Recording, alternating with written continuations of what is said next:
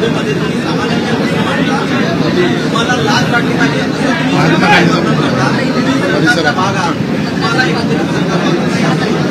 कसं आहे, सरकारचा भाग आहे म्हणजे काही सहन करायचं असं नाही आहे.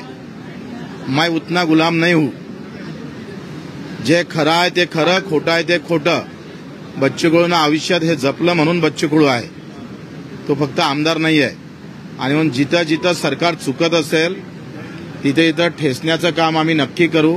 आम्हाला कोणाचं भय नाही आहे आणि भिणार पण नाही आहे आयुष्यात कोणाला. तुम्हाला भिऊ, बाकीचे कोणाला भ्यायची गरज नाही.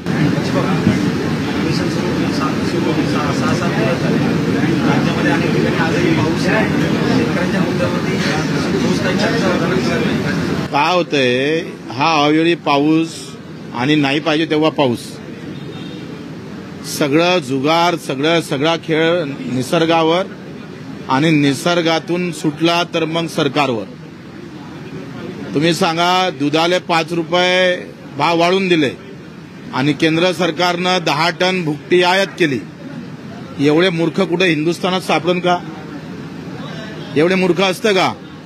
इकडे 5 रुपये द्यायचे, भाव वाढले म्हणून, भुकटी आणायची, भाव कमी व्हायचे म्हणून. आणि दुसऱ्या इकडे अशाच पद्धतीचा गेम सुरू आहे.